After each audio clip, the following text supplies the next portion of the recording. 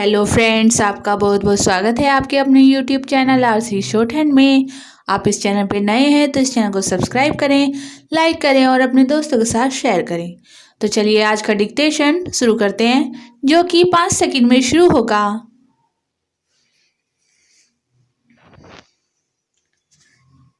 Start. अध्यक्ष महोदय, सूचना मंत्रालय एक ऐसा मंत्रालय है जिसके कामों के संबंध में यह कहा जा सकता है कि बहुत कम आलोचना की गुंजाइश है। इसके कामों में सामान्य रूप से यह देखा गया है कि सभी स्थानों पर प्रगति हुई है। जहां जहां कुछ कमजोरियां हैं उनको सुधारा जा सकता है। इसलिए सबसे पहले मैं आकाशवाणी के संबंध में कुछ कहना चाहता हूँ। यह बात सच है कि आकाशवाणी ने परिस्थितियों के अनुकूल अपने को परिवर्तित किया है। जब हमारे देश पर संकट आया तो इस विभाग ने डटकर उसका सामना किया और परिस्थितियों के अनुसार अपने प्रसारणों को बढ़ाया। लेकिन मुझे दुख के साथ कहना पड़ता है कि इसकी भाषा नीति में अभी तक कोई परिवर्तन नहीं आ पाया है। इस मंत्रालय का एक महत्वपूर्ण विभाग पत्र सूचना कार्यालय है, जिसके द्वारा सभी सरकारी सूचनाएं अखबारों के द्वारा जनता तक पहुंचती हैं। अभी तक हमारे इस मंत्रालय का यह दृष्टिकोण रहा है कि इस देश की भाषा अंग्रेजी है और सब काम अंग्रेजी भाषा के माध्यम से होना चाहिए। यही कारण है कि इस विभाग से जो सूचनाएं प्रसारित होती हैं उनमें से अधिकांश अंग्रेजी में ही प्रसारित होती हैं, जिसके कारण देश भर में हमारी सरकार की बातें जनता तक नहीं पहुंच पाती। मैं अपनी इस बात की पुष्टि के लिए इसी मंत्रालय द्वारा प्रकाशित पुस्तिका में दिए गए आंकड़ों को प्रस्तुत करना चाहता हूँ। आप इन आंकड़ों को देखें तो आपको ज्ञात होगा कि अधिक प्रकाशन अंग्रेजी में हुए हैं।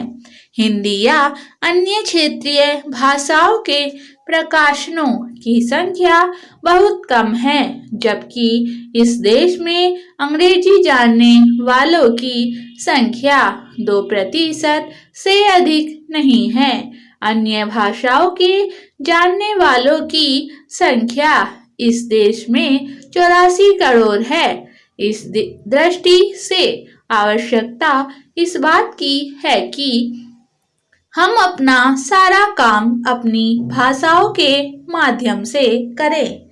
अभी कई माननीय सदस्यों ने अपने विचार व्यक्त करते हुए कहा कि 1965 से हमारे देश की मुख्य भाषा हिंदी हो गई है और अंग्रेजी केवल सहभाषा के रूप में है। लेकिन फिर भी अधिकांश काम आज भी अंग्रेजी में होता है।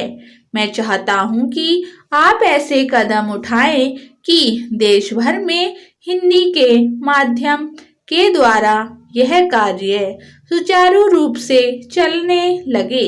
जो आंकड़े हमें दिए गए हैं उनमें बताया गया है कि पत्र सूचना कार्यालय के हिंदी विभाग में अपर्याप्त कर्मचारी हैं।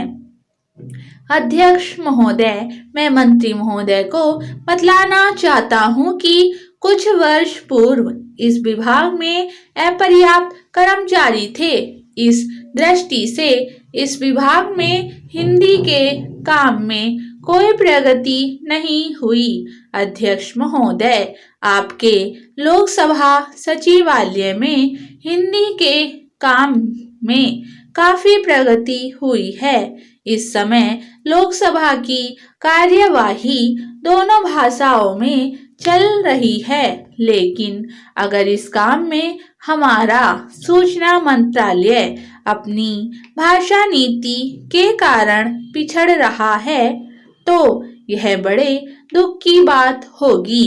खाद्य तथा कृषि मंत्रालय की मांगों पर बोलते हुए मुझे याद आता है कि इसे जितना भी महत्व आज तक दिया गया है और जितना महत्व आज दिया जा रहा है वह बहुत कम है।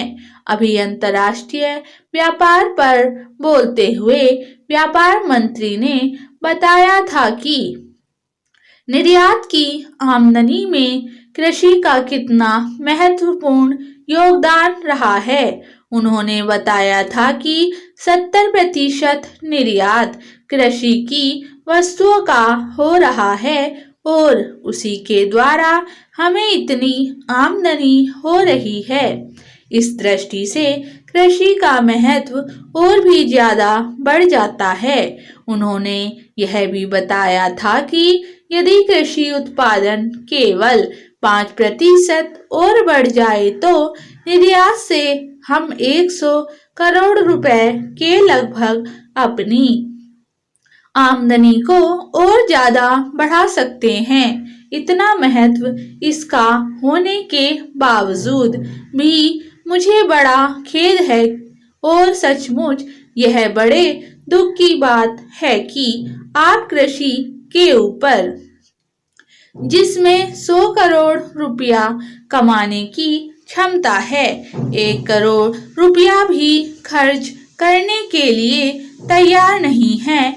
मैं तो यहाँ तक कहूँगा कि जिसे हम औद्योगिक उत्पादन मानते हैं उस प्रकार का उत्पादन आज भी हमारे देश में नहीं हो रहा है।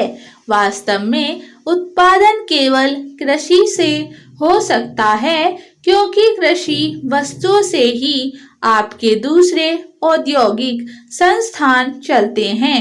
यदि रुई देश में पैदा न हो तो कपड़ा कैसे बन सकता है। यदि मूंगफली देश में पैदा न हो तो वनस्पति घी देश में पैदा नहीं हो सकता। इसलिए हमारा सारा उत्पादन कृषि वस्तुओं पर ही निर्भर है। इसी तरह से खनिज पदार्थों की स्थिति है। यदि खनिज पदार्थ निकालने पर ज्यादा जोर दिया जाए तो उससे न केवल उत्पादन बढ़ेगा, हमारे उद्योगों को काम मिलेगा, बल्कि विदेशी मुद्रा भी बहुत बड़ी मात्रा में कमाई जा सकती है। हमारे देश में हर प्रकार की वस्तुओं का बहुत बड़ा भंडार हमारी भूमि में उपलब्ध है। स्टॉप।